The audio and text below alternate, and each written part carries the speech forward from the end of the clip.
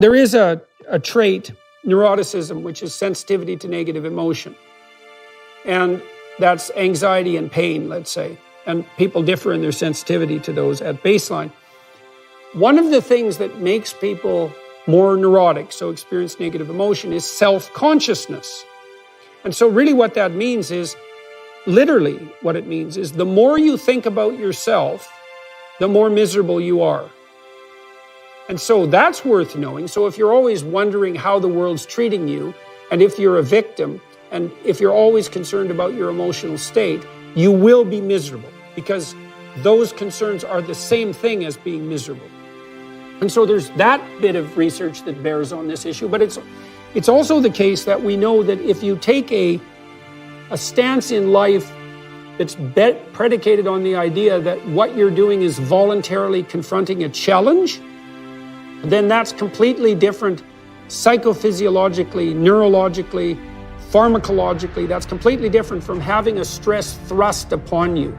So if you're an active contender, you're actually a different psychophysiological organism than you are if you're a passive recipient, even if it's the same level of challenge. You know, and that'd be the difference between stress and challenge. That's clearly documented, all the way to the cellular level. Okay, so sitting in the ice bath willingly is better than having ice water thrown at your face. That's what I'm hearing. In fact, they're not only different, they're opposites. So, and the ice bath idea is an interesting one. I mean, Wim Hof, who's the world's master at ice baths, I mean, he's been plunging himself into cold water for decades, and he is so resistant to cold and so in control of his autonomic nervous system that it's kind of miracle. And so, you know, we actually don't know the limit here. So here, I'll tell you something on the religious front that's worth thinking about too, in relationship to this discussion. You know, there's an idea that's deep in Western culture, insofar as Western culture is Christian, is that that the world is founded on a sacrifice, right? And that's what the crucifix represents. And European towns were built around a church, and the church was built around an altar, and the altar was built around the idea of sacrifice. So the sacrifice, the proper sacrifice, is at the center of the community. That's what that idea means. Now, you might ask, well, what's the proper sacrifice? And the answer is something like the voluntary willingness to bear your cross. And then you might say, well, what is your cross? And the answer to that is, well, that's the catastrophe of your life, right? That's the fact you'll be betrayed, the fact that you're going to die, the fact that you're going to be in pain, the fact that your loved ones will see you suffer, the fact that the mob will come after you, the fact that criminals might be preferred to you, etc. It's all the potential catastrophes of your life. And then the sacrifice is the idea that you have to let your, what would you say? You have to let your narrow ego go enough so that you pick all that up voluntarily, all of that. And then that transforms it.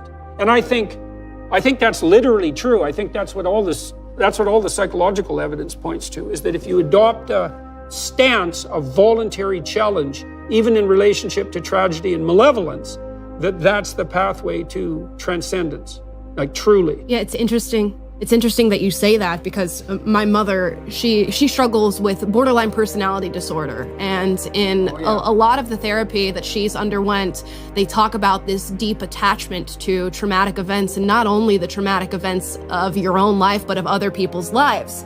And her attachment to that is often from the perspective of being somebody outside of the traumatic event and bearing no responsibility or accountability. Now, whether that's the illness to blame or your own personal ability to contend with yourself, it truly does change your entire outlook on life. And it can be a very powerful thing to take accountability for actions that maybe had nothing to do with you. Well, okay, so I've got a practical example of that might be helpful with your relationship. So, and maybe not, but maybe it'll be helpful to someone. So now and then when my wife get into an intractable battle, you know, we'll both have that proclivity to want to be right. So you want to be right because you don't want your beliefs to fall apart, and you want to be right because then you don't have to go through the inconvenience of having to change.